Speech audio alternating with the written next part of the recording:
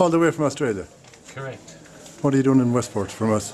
Westport. I've come for the Kelly clan gathering because I'm going to give a talk on the DNA of the Kelly clan, the Kelly families. And how extensive is your research on the Kelly clan, the DNA side of it? Well, DNA research at the moment is hitting a golden age. It's become a lot cheaper for people to use DNA methods, whereas 10 years ago it would have cost you over $1 million to have your genome sequenced. Now it costs about $5,000 and they can do it in about a week. But of course most genetic genealogical tests, or the one that you need, costs about $500, and with that amount of money there is a lot of information that you get which can help you find out exactly which family your family belongs to, and things like that. So it's very much a very powerful tool that has only in the last year or two become within the reach of most researchers. And have you had many volunteers? Oh, in the Kelly study, there's 600 Kellys that have put forward their DNA to have that put into a table that groups them all into the different Kelly groups that exist. Because Kelly is not one paternal line. Kelly is a bit what you'd say ubiquitous, but it's like the Murphys. There is a lot of Kellys, and people with surnames. You see, people adopt the name Kelly, or there are people that are just named Kelly.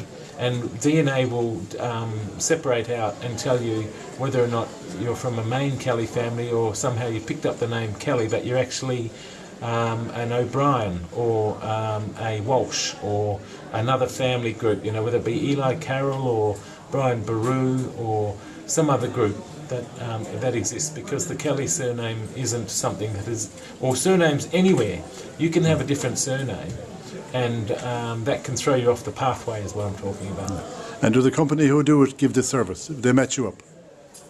Or do you do it? It's 50-50. 50-50. They do so much, but as companies will always want extra money to do things, and a lot of the best way forward is to actually do some of it yourself. But in the Kelly clan, we have about 6 people that work with the information and give advice to the Kelly clan members about. You don't have to know everything about it to be able to do it. Well, the message at the moment is do the test. People will help you interpret it, and you'll get a roadmap to your family history.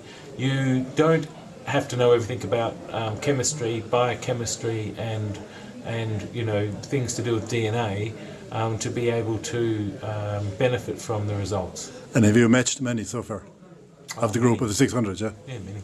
Up together, yeah. So yeah. There's a lot of people. So what they'll find out is they'll find out people that they didn't know were their relatives. But remember that it's not like an adoption service. I mean, most people know who their family are, but for the last, say, it's okay over the last 100 years or so, but when you get back to about 1700, 1750, the records didn't exist. And in Ireland there was a lot of upheaval because people were being killed, people were being, there were penal laws, people were leaving Ireland, and if you're impoverished and you're catching a boat to the USA or to Australia, you didn't worry about... The last thing in your mind, DNA.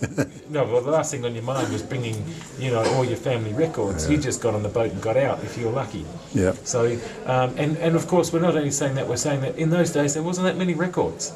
And a lot of records have been lost. And the other thing that's very important to remember is that a lot of the traditions and the records are wrong.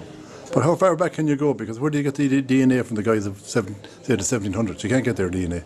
Well, okay, how long have we got? I mean, for the Kelly example, Maine Moor was 500 AD. Yeah. But we know that there were groups that were related to Maine from Wales. And so the lines diverge, but by doing some simple algebra, you could say, biochemical algebra, you can figure out what that DNA... A good example is the O'Brien line. There is still today a royal line of O'Briens, Sir Conor O'Brien, and his DNA... you have to take a bit of a guess on some of these things, but his DNA stacks up that his line goes back to time immemorial, to Brian Baru. So you can see from at least 1000 AD where that line was, and if the DNA adds up, then you know that that's pretty much going to be a real connection.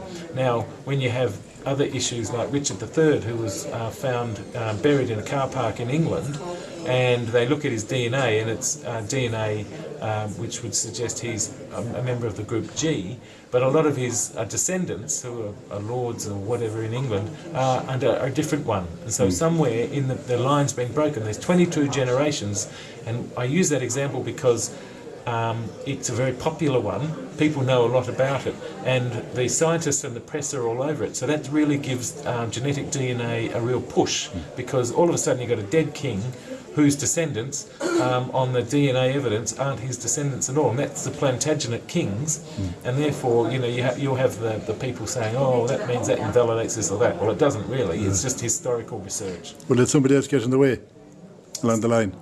Yes, what we call Genghis the milkman. The other thing is, where are your own Kellys from? From Ballinasloe. Ballinasloe, yeah. Ballinasloe. So and I'm from there too. They're the humane Kellys, Yeah. Hermione Kellys, and Maine Moore, and people like William Boyo Kelly, and also even from Westport, you've got Grace Kelly's family as a humane Kelly. You've got a variety of Kellys today. And the humane Kellys are a discrete group, and they've got a discrete DNA signature. So if you took a test and you showed me that test, I could tell you if you're a humane Kelly straight away. And what does a humane Kelly mean? Sorry, Hymeni. Hymeni. Okay. Hymeni, yeah. Yes, okay. The Hymeni, I got that wrong. I'm Yeah, from Australia, you can probably tell. But okay, let's use the English word Hymeni Kelly.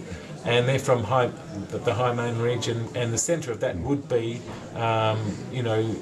Lochree and Ballinasloe and Roscommon, Western Roscommon, Eastern Galway would be that Kelly area. You're going to be a busy man this weekend explaining all this to all these Kellys. I hope you enjoy it. Thank you.